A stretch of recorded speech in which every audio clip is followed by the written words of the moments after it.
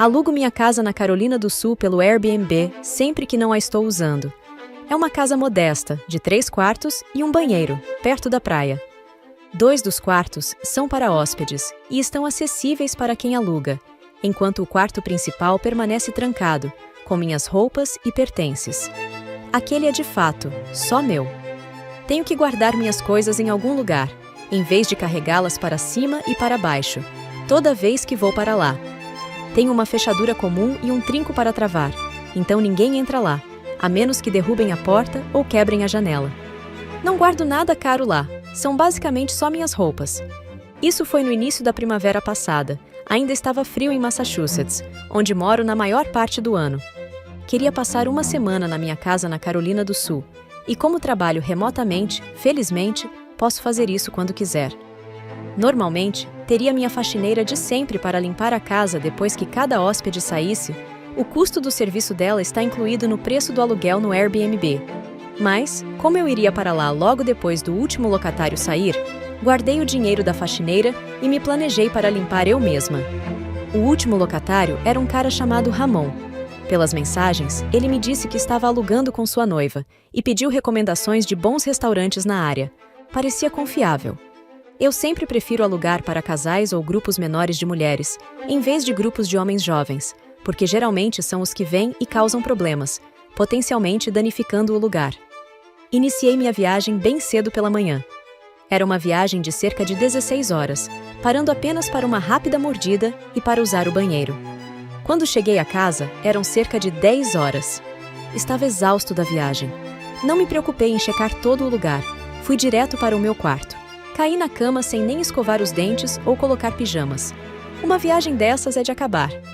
Eu me arrastei para debaixo das cobertas e apaguei como um bebê em questão de minutos. Pensei que dormiria a noite toda, mas não. Acordei em um quarto escuro. O relógio ao lado da minha cama marcava 11h30.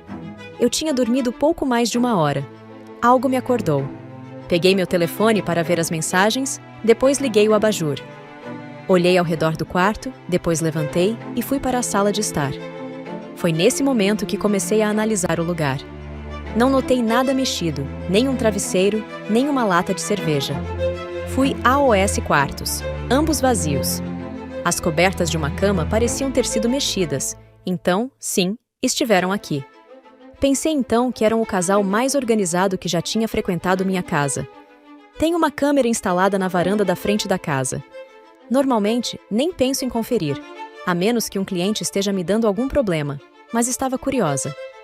Abri o aplicativo do sistema de câmeras no meu telefone e fui para o histórico de movimentos. Capturou um homem entrando na casa 3 dias antes. Apenas um homem, sem uma mulher.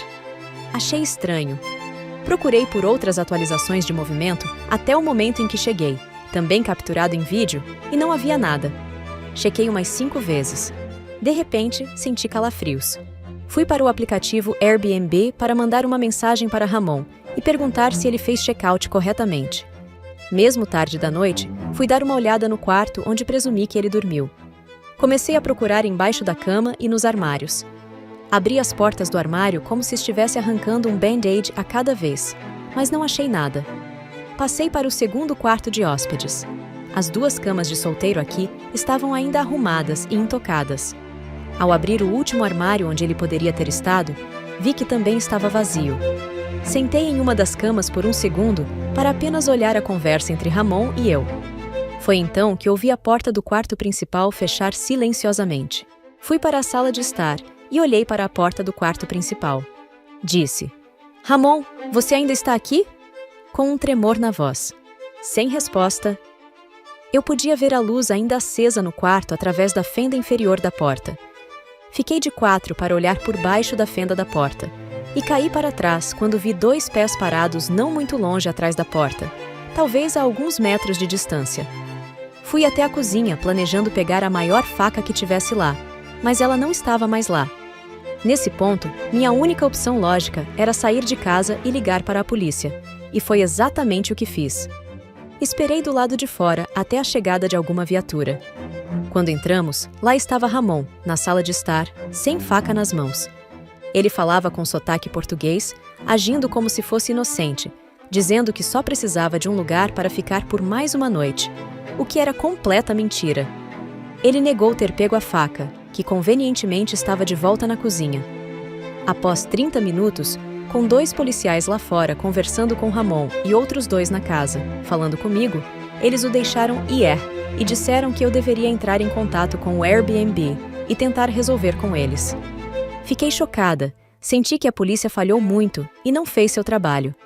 Depois que todos saíram, troquei as fechaduras da porta e entrei em contato com o Airbnb sobre o ocorrido. Embora não tenha recebido pagamento pelo dia extra em que Ramon ocupou minha casa indevidamente, eles o baniram permanentemente do uso do aplicativo. No entanto, isso não parece ser uma justiça adequada quando ele estava de fato, esperando para me atacar em minha própria casa, no meu próprio quarto. Já passou por uma situação dessas? Então me conta.